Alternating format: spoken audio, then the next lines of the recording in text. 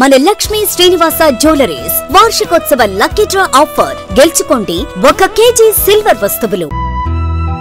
మా సొమ్ముతో విలాసాలు విందు వినోదాలకు తిరుగుకుంటూ చిట్టి పాట ఎందుకు పెట్టట్లేదని మేము సభ్యులం అందరం వెళ్ళి అడగంగా తన మీద కత్తితో దాడి చేశాడు.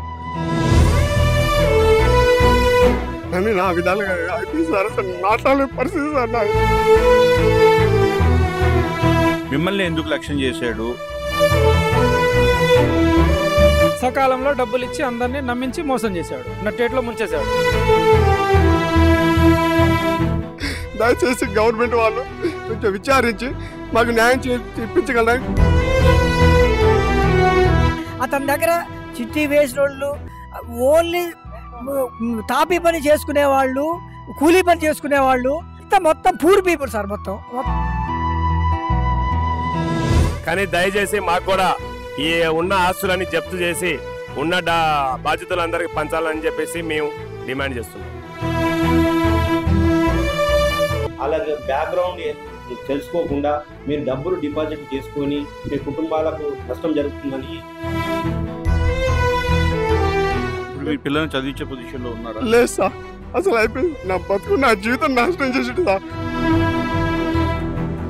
ముందుగా ఈ మీడియాకి ధన్యవాదాలు తెలియజేసుకుంటాను. ఎందుకంటే 2017లో మా అందరికి డబ్బులు ఎక్కొట్టడం జరిగింది.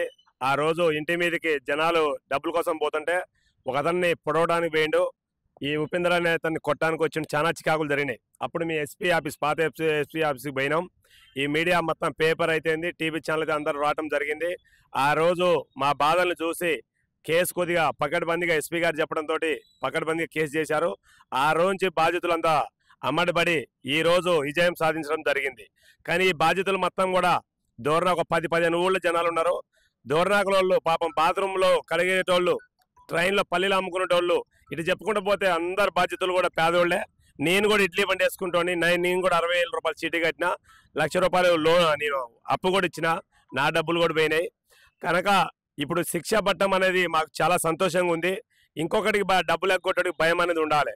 కానీ దయచేసి మాకు కూడా ఈ ఉన్న ఆస్తులని జప్తు చేసి ఉన్న బాధ్యతలందరికీ పంచాలని చెప్పేసి మేము డిమాండ్ చేస్తున్నాం. ఇతను ఏమి పని చేయడు, అంతకుముందు సుతారి పని చేసుకొని కరెంట్ ఆఫీసులో అటెండర్ పనిచేసేటోడు.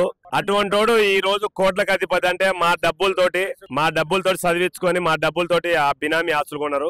ఆ బుల్లెట్ బండి ఉన్నా, ఆ కారు ఉన్నా వాళ్ళ భార్య పేరు మీద ఉంది. 10 తులాల బంగారం నేను చేయించిన సార్. ఆ 10 తులాల బంగారం చేయించినప్పుడు నేనున్నా, మా డబ్బులతోటి చేయించిండు. ఆ 10 తులాల బంగారాన్ని కూడా ఎక్కడో కుదబెట్టినని చెప్పేసి 2 లక్షలకి చెప్తాడు. మరి వాళ్ళు పోలీసులు కూడా ఏం తేట్లేదు. ఆ 10 తులాల బంగారం కూడా మా డబ్బులతోటి చేయించిండు. నేనే దానికి సాక్ష్యం కూడా. మా పిపి శంకరరావు గారికి ధన్యవాదాలు ప్రత్యేకంగా, కోర్టు కానిస్టేబుల్ కిషోర్ బాబు కూడా ప్రత్యేక ధన్యవాదాలు తెలియజేస్తున్నాం. కానీ ఆస్తులు జీకే బంజర్లో ఇల్లు ఉందండి. ఆ ఇల్లు అప్పట్లోనే 25 లక్షలు పెట్టి మా డబ్బులు పెట్టి మంచిగా కట్టిండు. అది వాళ్ళ దగ్గర అమ్మితే 50-60 లక్షల రూపాయలు పైన వస్తాయి. అదొకటి, ఎకరం భూమి ఉంది. మాకు తెలిసిన ఆస్తుల వరకు ఉన్నాయి, ఇంకా తెలియని చాలా ఉన్నాయి. కానీ మాకు తెలిసిన ఆస్తులు చాలా ఉన్నాయి. ఇవన్నీ కోర్టుకి హ్యాండ్ ఓవర్ చేసి ఈ మా బాధ్యతలందరికీ పంచవలసిందిగా మనవి చేస్తున్నాం సార్. మీ పేరు? సార్ నా పేరు బోడ వస్త్రం సార్. మీరు ఎంత వేసారు చిట్టి? మాది 3 లక్షలు సార్. ఒకటి ఆ డబ్బులు నాకు ఇచ్చిండు. 2 లక్షలు. మీకు ఏమవుతాడు? స్నేహితుడు సార్. అంటే నేను పెయింటింగ్ పని చేస్తా సార్. వాళ్ళ ఇల్లు కట్టించినప్పుడు పెయింటింగ్ చేశాను. నీ సర్కిల్ ఉంటే చూపెట్టు, చిన్న చిన్న చిట్టీలు కట్టి నీ సర్కిల్.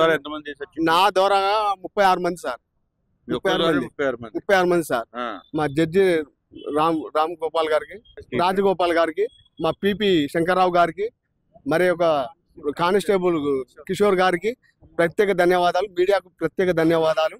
నన్ను ఆ రకంగా ఫ్రెండ్షిప్ చేసుకొని జనాల్ని ఈ రోజు నేను ఆర్థికంగా చాలా నష్టపోయింది సార్. మీ ద్వారా వచ్చిన చిట్టి వాళ్ళు మీకు చాలా ఇబ్బంది పెట్టారు సార్. ఏం జరిగింది? వాళ్ళు చిట్టీలు మోసం చేసేసరికి వాళ్ళంతా నా ఇంటి మీద పడి నా దాడి చేసి నా బండి గుంచుకోపోయారు సార్. కానీ నా విధాలుగా అయిపోయింది సార్. అసలు మాట్లాడే పరిస్థితి సార్ నాది. దయచేసి గవర్నమెంట్ వాళ్ళు దీన్ని దయచేసి మాకు అతను మొత్తం బినామీ పేర్ల మీద ఉన్నాయి, కొంచెం విచారించి మాకు న్యాయం ఇప్పించగలరని గవర్నమెంట్. నాకు 3 సార్. అసలు ఏం చేస్తుండేవారు ఇంతకుముందు? నా పిల్లలు చదువుతున్నారు సార్. ఫస్ట్ నేను పెయింటింగ్ పని చేసాను సార్. పెయింటింగ్ పని చేసేవాడిని.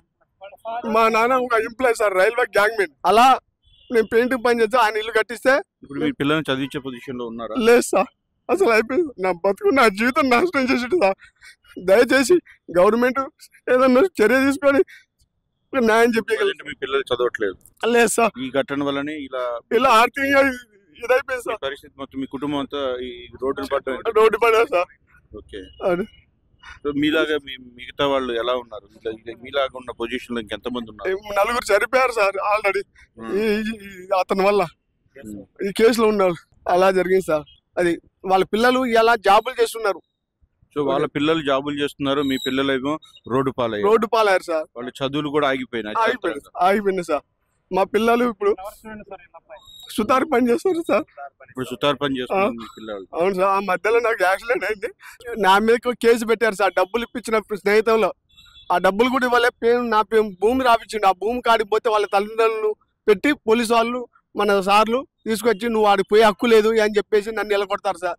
సో ఇక్కడ చూడొచ్చు, అతను చేసిన అన్యాయానికి మోసానికి ఇక్కడున్న మనకు ప్రత్యక్షంగా ఉన్న ఇక్కడ కుటుంబం అయితే చూడొచ్చు చాలా బాధతో రోదనతో ఉన్నాడు. అతని పిల్లలు కూడా చదువుకోవాల్సిన పిల్లలు కూడా ఈరోజు రోడ్డున పడ్డారు. వాళ్ళు కూడా కూలి పనికి వెళ్ళాల్సిన పరిస్థితి. ఎవరికైతే రెస్పాన్సిబిలిటీగా ఉండి వాళ్ళకి డబ్బులు చెల్లాలో వీళ్ళు కూలి పనికి వెళ్ళి ఆ డబ్బుల్ని వీళ్ళ ద్వారా తీర్చుకునే పరిస్థితి వచ్చిందని, సో అతని పరిస్థితి అయితే రోడ్డున పడిందని చెప్పుకోవడం జరుగుతోంది. జిల్లా కోర్టులో సంచలనమైన తీర్పు వెలువడినది. ఆ కేసు యొక్క పూర్వాపరాలు ఏంటనగా 2017 సంవత్సరంలో ఒక కేసు రఘునాథపాలెం పోలీస్ స్టేషన్ వారు కేసు రిజిస్టర్ చేసినప్పుడు బానోతు వీరన్న అనే వ్యక్తి పైన 406, 420 of IPC and 5 of protection of depositors of financial establishment act 1999 కింద కేసు నమోదు జరిపిన తర్వాత సుమారు 8 సంవత్సరాల తర్వాత ఈ తీర్పు వెలువడినది. ఈ తీర్పు యొక్క పూర్వపరాలు ఏంటి అనగా దాదాపు 140 మంది బాధితులు Papatpalli, Barlagudem, Panditapuram, VR Banjara, GK Banjara and Raju Thanda ఈ యొక్క గ్రామాలకు సంబంధించిన వ్యక్తుల దగ్గర ఈ బానోతు వీరన్న అనే వ్యక్తి ఎలాంటి ప్రభుత్వ లైసెన్స్ పర్మిషన్లు లేకుండా చిట్టీల రూపంలో, డిపాజిట్ల రూపంలో దాదాపు 86 లక్షల చిల్లర టోటల్ గా వసూలు చేసి అట్టి వ్యక్తులందరికీ డబ్బులు ఇవ్వకుండా మోసం చేసి ఈ రోజు ఇట్టి కేసుని ప్రాసిక్యూషన్ తరఫున నేను జిల్లా కోర్టు ఎదుట వాదనలు వినిపించి సంబంధిత సైటేషన్స్ కూడా సమర్పించడం జరిగింది. కోర్టు కూడా ప్రత్యేక ధన్యవాదాలు తెలియజేస్తున్నాము. దీని తరఫున ఈ ప్రాసిక్యూషన్ ఏంటన్నా అంటే సెక్షన్ 5 ఆఫ్ డిపాజిటర్ యాక్ట్ లో 7 సంవత్సరాలు కఠిన కారాగార శిక్ష, 1,50,000 రూపాయలు ఫైన్ అండ్ ఈ కాంకరెంట్లీ అంటే ఏకకాలంలో ఈ శిక్షను అనుభవించాలని చెప్పి principal district judge G Rajagopal గారు సంచలనమైన తీర్పు వెల్లడించినారు. దీనితో కొంతమంది దాదాపు బాధితులందరూ చాలా ఇటు తీర్పు వల్ల హర్షం వ్యక్తం చేయడం జరిగినది. ప్రజెంట్ సినియారో ప్రకారం ఈ వైట్ కలర్ అఫెన్సెస్ అని బాగా రోజు పెరుగుతున్నాయి. ఈ ఖమ్మం జిల్లాలో కూడా అనేక కేసులు కూడా ఈ white colour offences, deposit acts కేసులు బాగా రిజిస్టర్ కావడం జరిగింది. కాబట్టి వ్యక్తులు ఎవరైతే మన బెనిఫిషియర్స్ కానీ ఆర్ అగ్రీడ్ పర్సన్స్ కానీ డిపాజిట్ చేసే ముందు కానీ చిట్టి చేసే ముందు కానీ ఆ యొక్క వ్యక్తి అతని బ్యాక్గ్రౌండ్ ఏంటి, అతని లోకల్ స్టాండ్ ఏంటి, సమాజంలో అతని ఏ స్థాయిలో ఉన్నాడు, రెండోది అతని దగ్గర గవర్నమెంట్ నుంచి ప్రభుత్వం నుంచి సరి అయిన లైసెన్సులు కానీ పర్మిషన్లు కానీ ఉన్నాయా లేవా అని ఉన్న తర్వాతనే ముందుకెళ్ళి అతని దగ్గర డిపాజిట్ చేయాలి. లేకపోతే మనకు ప్రభుత్వ బ్యాంకులు ఉన్నవి, ప్రైవేట్ బ్యాంకులు ఉన్నవి, రిజిస్టర్డ్ బ్యాంకులు ఉన్నవి. మీరు సంప్రదించి వాళ్ళ సలహాలు తీసుకొని మీ యొక్క డిపాజిట్ తీసుకొని మీ ఆయా లాభాలు పొందాలని చెప్పి మీకు సలహా ఇస్తున్నాం. మా సొమ్ముతో విలాసాలు, విందు వినోదాలకు తిరుగుకుంటూ చిట్టి పాట ఎందుకు పెట్టట్లేదని మేము సభ్యులం అందరం వెళ్ళి అడగంగా తన మీద కత్తితో దాడి చేశాడు. నా విధాలుగా మాట్లాడే పరిస్థితి సార్. మిమ్మల్ని ఎందుకు లక్ష్యం చేశాడు? సకాలంలో డబ్బులు ఇచ్చి అందరినీ నమ్మించి మోసం చేశాడు, నట్టేట్లో ముంచేశాడు. దయచేసి గవర్నమెంట్ వాళ్ళు కొంచెం విచారించి మాకు న్యాయం ఇప్పించగలరా? అతని దగ్గర చిట్టి వేసిన వాళ్ళు, ఓన్లీ తాపీ పని చేసుకునే వాళ్ళు, కూలీ పని చేసుకునే వాళ్ళు, మొత్తం పూర్ పీపుల్ సార్ మొత్తం. కానీ దయచేసి మాకు కూడా ఈ ఉన్న ఆస్తులని జప్తు చేసి ఉన్న బాధ్యతలందరికీ పంచాలని చెప్పేసి మేము డిమాండ్ చేస్తున్నాం. అలాగే బ్యాక్గ్రౌండ్ తెలుసుకోకుండా మీరు డబ్బులు డిపాజిట్ చేసుకొని మీ కుటుంబాలకు నష్టం జరుగుతుందని. ఇప్పుడు మీ పిల్లల్ని చదివించే పొజిషన్లో ఉన్నారా? లేదు సార్, అసలు అయిపోయింది. నా బతుకు, నా జీవితం నాశనం చేసిండు సార్.